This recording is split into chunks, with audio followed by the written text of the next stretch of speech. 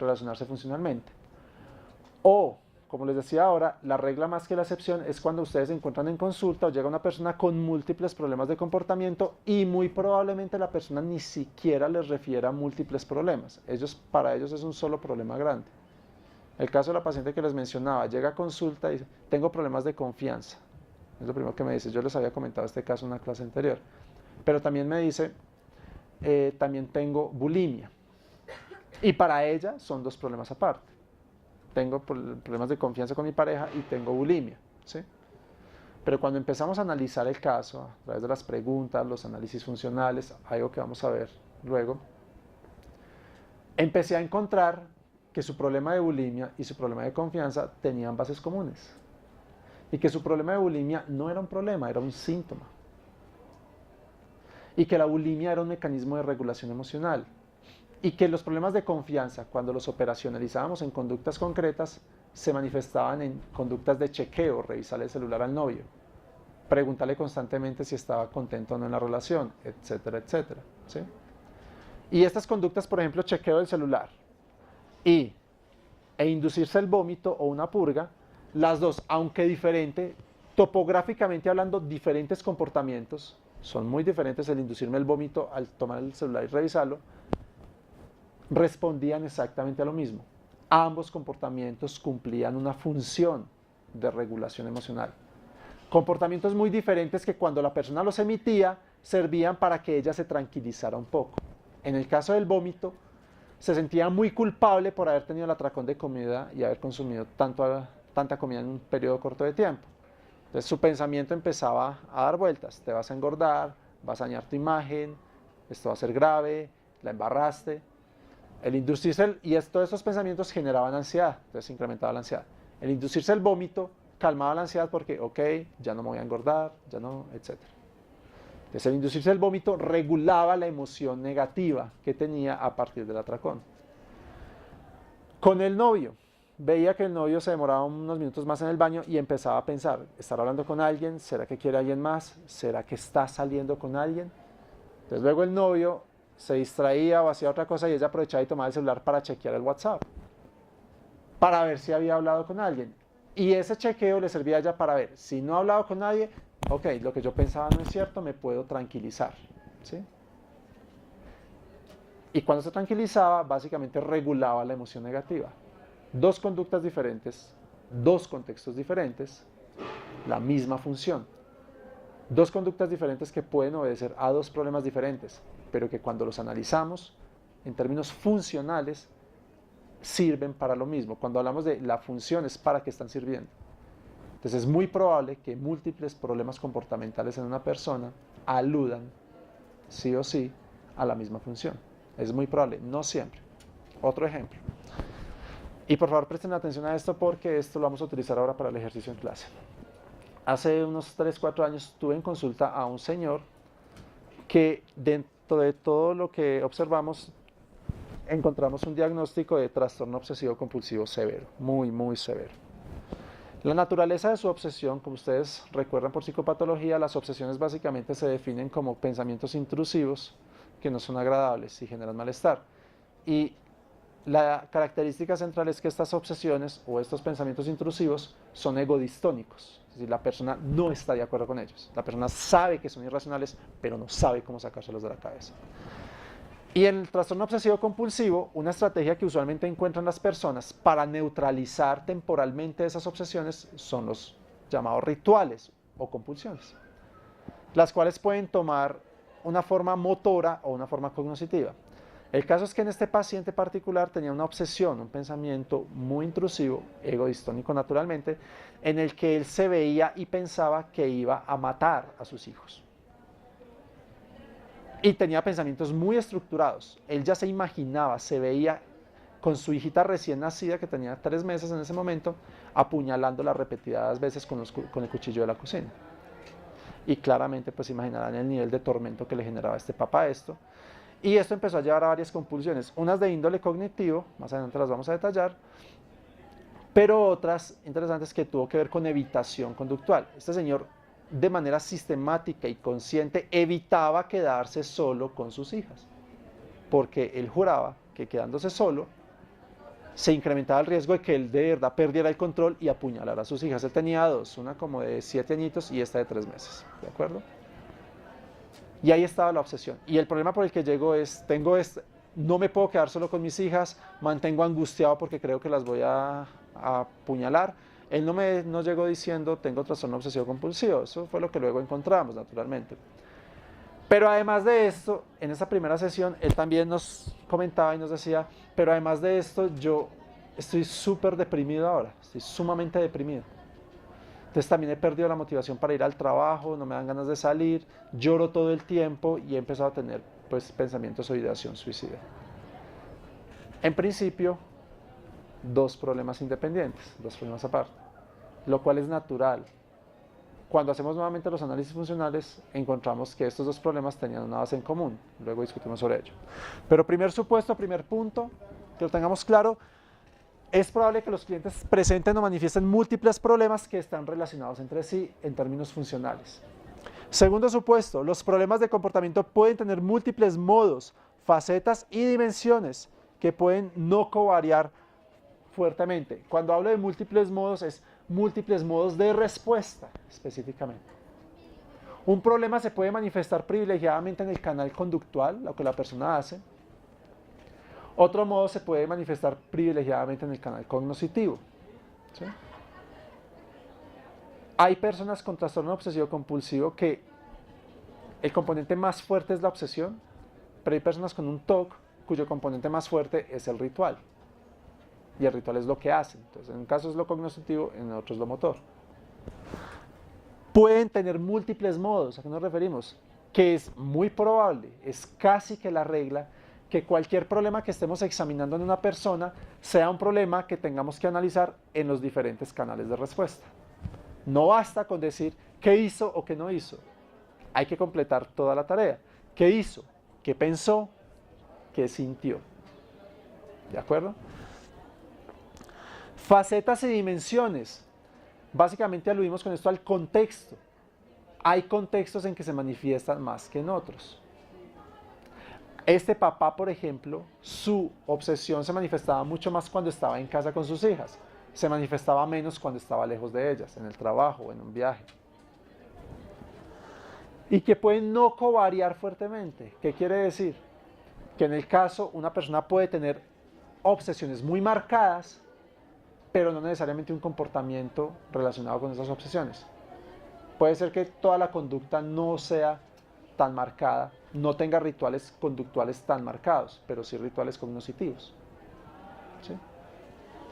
O, como pasa en muchos casos, puede ser que tengamos muchos comportamientos, por ejemplo, con personas con dificultades en el control de la ira, son conductas muy impulsivas y, no sé, gritan, agreden, qué sé yo, a otra persona en medio de un momento de ira, pero esto no covaría con sus pensamientos. Covaría es que, básicamente, la correlación. Cuando hay un cambio en uno, hay un cambio en otro.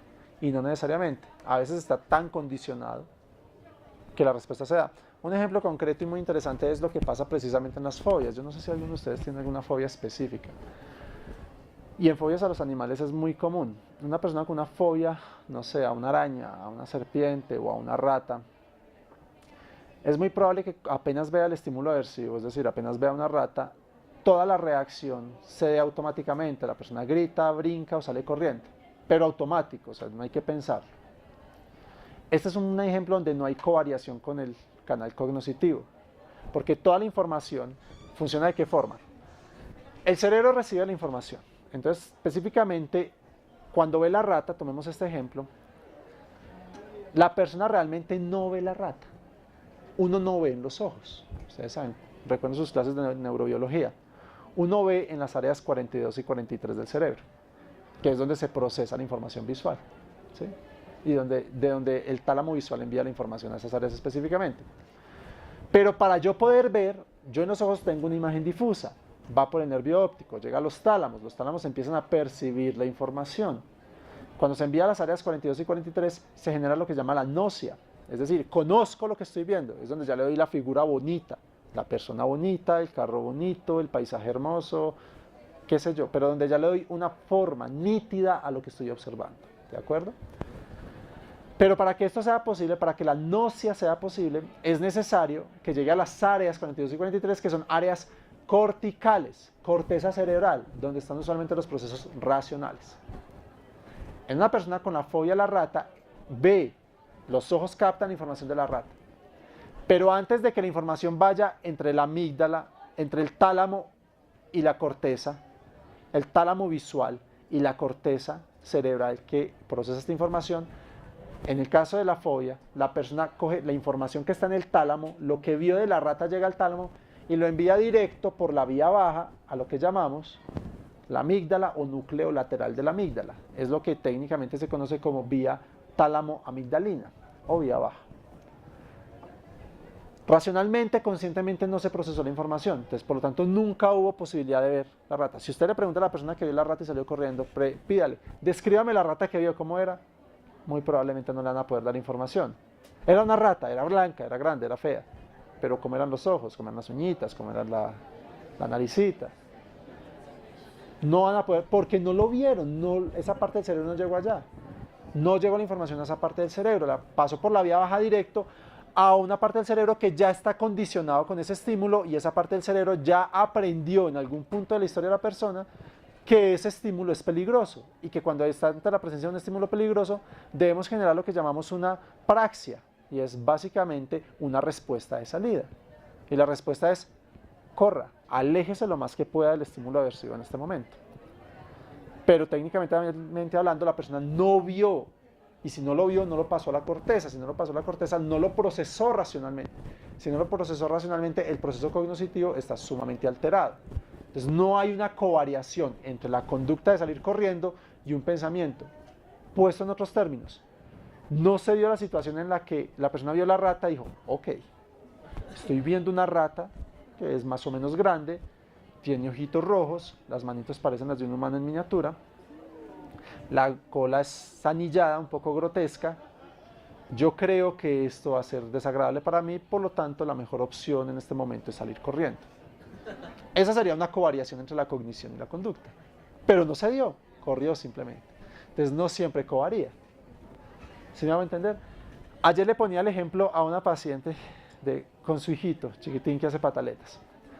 Yo le decía, cuando tú empiezas a establecer el límite con tu hijo, es poco probable que tu hijo te diga en ese momento, mamá, el hijo de 5 años, ¿no? Es poco probable que tu hijo en ese momento te diga, mamá, te quiero agradecer por esta valiosa lección que me estás dando. Aprender a decir no y que yo entienda el no es un elemento fundamental para mi desarrollo socioemocional. No va a pasar, olvídenlo. Primero, el niño no tiene el nivel de desarrollo cognitivo necesario para eso. Pero el hecho de que no tenga un nivel de desarrollo cognitivo y madurez cortical para procesar la información de esa manera, no quiere decir que no hayan problemas comportamentales. Los hay, el niño empieza una pataleta, una intensidad, frecuencia y duración desbordada. ¿Sí me hago entender? Esa es la situación cuando no covarían y no tienen que covariar. Tercer supuesto, los problemas de conducta son condicionales y dinámicos. Puede variar según las situaciones y el tiempo. No todo pasa todo el tiempo. Es decir, no se puede generalizar. Yo puedo tener un trastorno obsesivo compulsivo, el caso del papá, un día determinado en la casa bajo cierta condición con sus hijas, pero otro día puede estar más tranquilo. Esto depende mucho de las condiciones o estresores psicosociales o factores externos que también estén estimulando a la persona. ¿Sí? Es diferente cuando una persona con un alto nivel de sensibilidad a la ansiedad sale de la casa, tiene dificultades. No sé, les pongo un ejemplo. En el caso de una estudiante hace muchos años, llegó a clase al momento del parcial y en medio del parcial, y es una niña que pues ya sabíamos que era un poquito reactiva emocionalmente, pero en el momento del parcial entró en una crisis, un ataque de pánico muy, muy desbordada. Y eso nunca le había pasado. La pregunta es, ¿pero por qué? Es decir, ¿que el parcial era tan difícil? Tal vez no, era muy normal. ¿Pero qué pasó? Normalmente esta niña ya se había enfrentado a parciales antes y se notaba que llegaba muy estresada. Y precisamente el parcial tenía que ver con una presentación oral. Y ella tenía una fobia social muy marcada. Y cuando en otras presentaciones la habíamos visto, pues la veíamos muy sonrojada, muy ansiosa, se le quebraba la voz, pero algo hacía. pero este día entró en una crisis muy intensa, llanto, hiperventilación, un ataque de pánico en toda su descripción. Cuando ya se calma y hablamos con ella dice, lo que pasa es que también venía un poco agitada porque pues llegando a la universidad, pues 2 sujetos me atracaron y me pusieron el cuchillo en el cuello y yo pensé que me iban a hacer algo. Entonces, estamos hablando de una condición de estresor psicosocial importante para una persona, ¿sí? Entonces la persona que ya no iba en su nivel basal, ya estaba más alta, y a eso sumen el estrés del parcial, pasa a lo que llamamos su punto de no retorno, donde ya pierde control. ¿Sí me hago entender?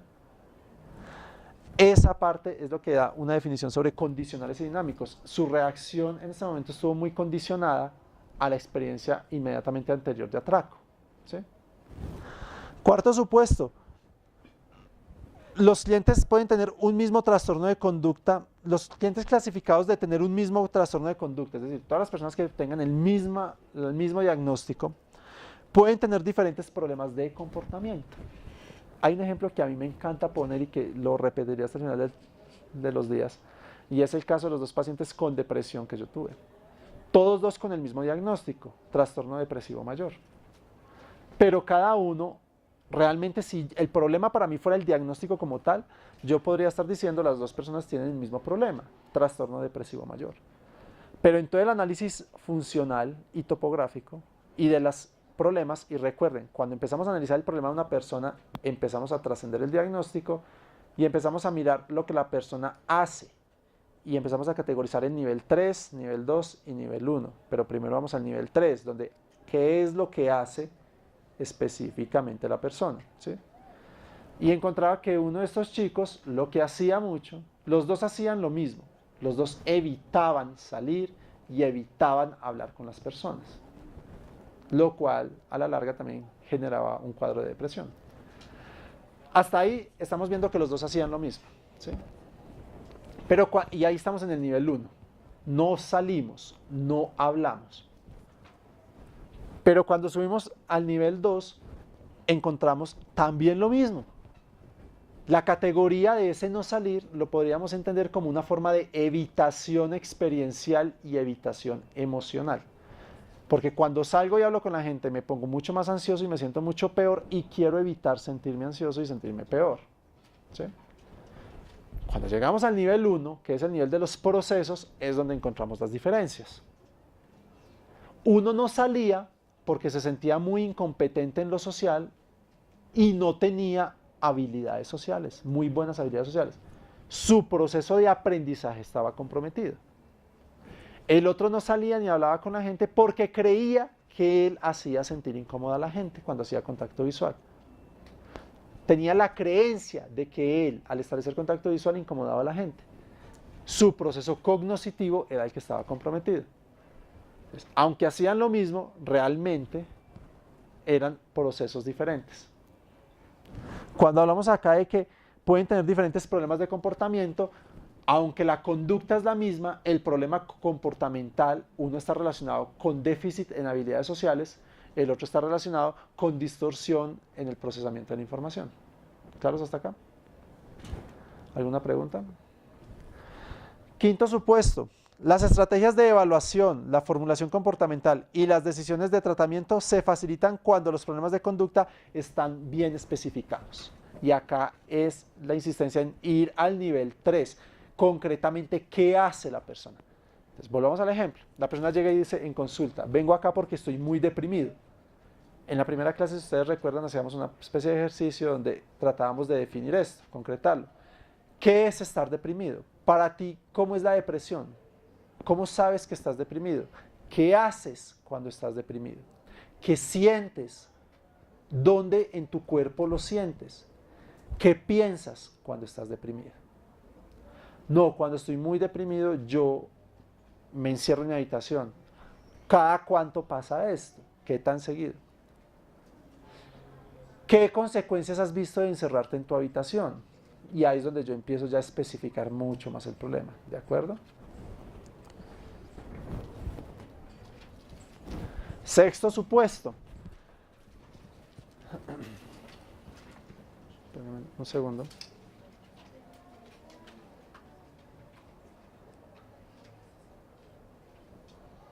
Sexto supuesto. Las estrategias de evaluación, la formulación comportamental y las decisiones de tratamiento a veces pueden facilitarse centrándose en los objetivos del paciente. ¿Esto qué quiere decir? Que no solo nos limitamos a preguntarle a la persona por qué está acá en consulta. Una muy buena pregunta para cerrar la primera sesión con un paciente es preguntarle, ¿tú qué quieres lograr en este proceso? Básicamente, ¿cuál es tu objetivo? O a veces incluso yo lo dejo como tarea. Me gustaría que la próxima sesión iniciáramos con una respuesta a una pregunta que te quiero dejar de tarea. Quiero que pienses en esta semana qué quisieras lograr tú en este proceso. Porque entre otras cosas, con base en los objetivos, también podemos ver dónde está el déficit o no en la persona, si es que lo hay.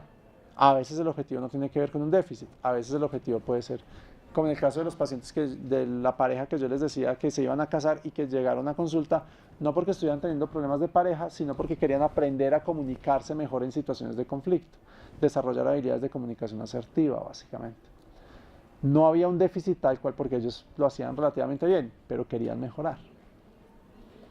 Entonces, realmente acá el problema es un déficit y acá es otro punto a considerar, chicos. Los problemas de comportamiento y los problemas que analizamos no siempre se relacionan con un déficit conductual. Un problema también puede ser una conducta a instaurar o a crear, algo que se desea tener.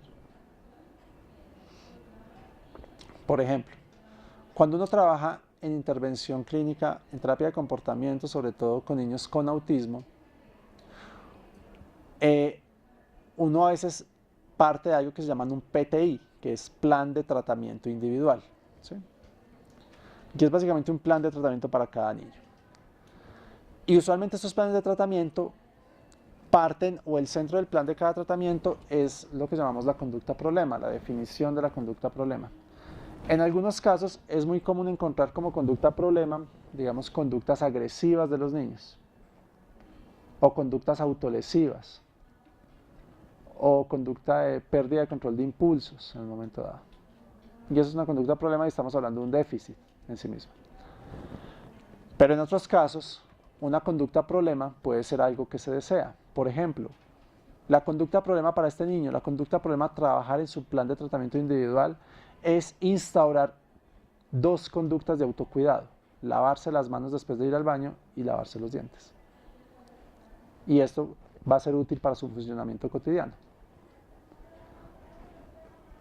Técnicamente hablando, no estamos hablando de algo disruptivo, estamos hablando de algo deseable, lo cual quiere decir que la definición de conducta problema no siempre se relaciona con lo que es disruptivo en mis áreas de ajuste, sino con lo que puede beneficiar mi ajuste o mi adaptación también a las demandas ambientales. Disruptivo es una conducta autolesiva o agresión hacia otros y se puede trabajar, pero también puede potenciar mi adaptación y ajuste en mis áreas o en las demandas cotidianas, el aprender a cepillarme los dientes o el aprender